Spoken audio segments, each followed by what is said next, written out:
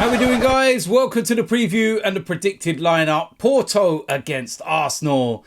The Champions League is back. It's not Thursdays, is it? Had to remind myself. We are in the knockout rounds of the Champions League. This is where things get very, very serious.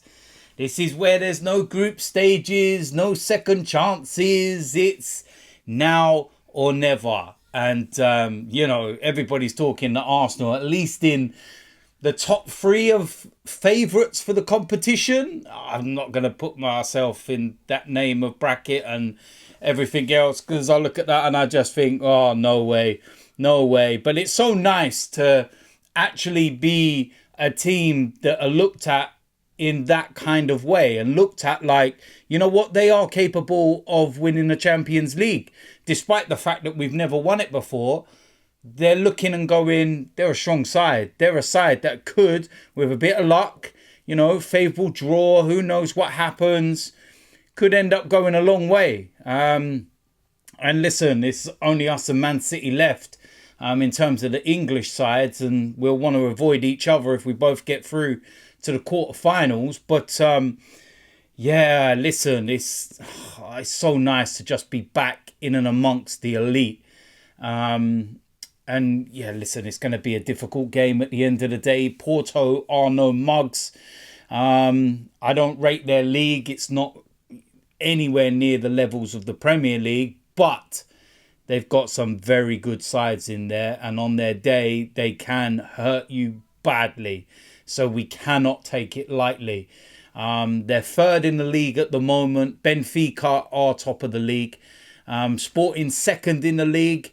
Porto are, 7 points off top. They're not letting in a lot of goals this season, only 16. But their biggest issue clearly is scoring goals, because they've only scored 37. In comparison, Sporting have scored 60. And Benfica have scored 52. So, they're very stingy at one end and not really scoring much at the other. On the flip side of that, Arsenal are absolutely flying right now and scoring goals for fun. This will be our third away game in a row, and our previous two away games have been 6-0 and 5-0. I don't think that kind of scoreline is going to happen. Don't worry about that. But I do think that we're more than capable of going to Porto and getting a win. We're more than capable of going there and getting a lead to bring back to the Emirates. And then I feel at the Emirates, we'll take teams apart. You only have to look at what we did in the group stages in the Champions League this season, and the way we were absolutely destroying teams and bagging goals, a lot of goals. Listen, it's one of those, just get the job done. Get a good professional performance in, and don't make it hard for yourselves when we go back to the Emirates in a few weeks' time. Team lineup, I think it pretty much takes care of itself, if I'm being perfectly honest with you. I know that we've got a busy schedule. I know that we've got Newcastle at the weekend, which is not going to be an easy game. I think the only bonus is that it's at the Emirates, so we're not having to, travel to St. James's Park. But it's going to be tough, very, very tough. And this is where Mikel Arteta is going to have to juggle things. He's going to have to decide, do we go strong today? Do we go, strong on the weekend and everything else? And then give them a kind of little break. And it's an interesting one, but I feel we will go strong. I definitely feel we will go strong for this one. So with that said, this is the lineup I feel that Mikel Arteta will go with. Starting off in goal, David Raya. It's very simple now, isn't it? Nobody's talking about him and Ramsdale and anything. He has been immense of late, and it's showing exactly why Mikel Arteta brought him in, because he is a massive upgrade on Aaron Ramsdale. Couldn't see it, at the beginning of the season, and I think we were justified in that reasoning when you look at some of the things that Raya was doing. But now He's found his feet. He's settling in, and he's quality. He is really, really good, and he's key to the way that we play right now. And like I said, he's an upgrade on Ramsdale, and that's as harsh as it may seem. It's the reality. Welcome to football. In the right back position, Ben White. He's been superb since he come back from Dubai. Maybe all he needed was a bit of sunshine. But he doesn't look like he's carrying that little knock that he supposedly had before. And he's looking back to the player that we know he can be. So a very straightforward one. Right centre-back, William Saliba. Very simple, very straightforward. Left centre-back, Gabriel. Again, like Saliba, very simple and very straightforward.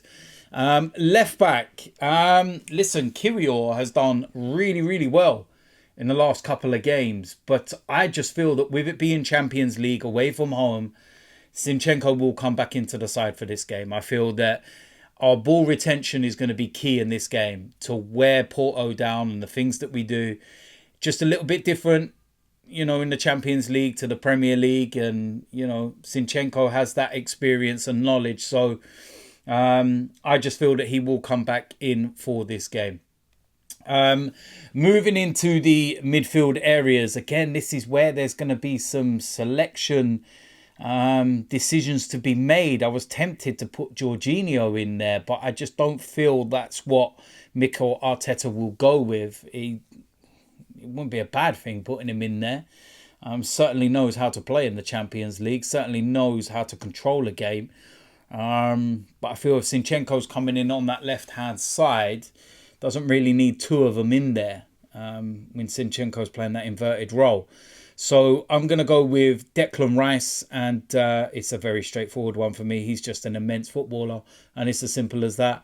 On the right-hand side, Bukayo Saka finding his form again, and it's lovely to see. And in the Champions League, so far, teams haven't been doubling up on Saka. That might change for this game, because if Porto don't, they're in a lot of trouble. Alongside him, Martin Odegaard, key player for us. Key to making things tick. Key to, you know, linking everything and the way that we play. And he's immense. And he's been immense for a while now. So yeah, very straightforward one. Next to him, we got decisions, but I will put Kai Havertz in this role. And I will get to my other selections in a moment, and you'll see what I'm going to do with Kai Havertz. But yeah, very straightforward one. Got a goal at weekend. That was nice for him. But his overall play has been really, really good. I've got no issues with him at all. On the left-hand side, Martinelli, his pace in Champions League games is key. Because like I said, you know, with the Saka situation, teams don't really double up.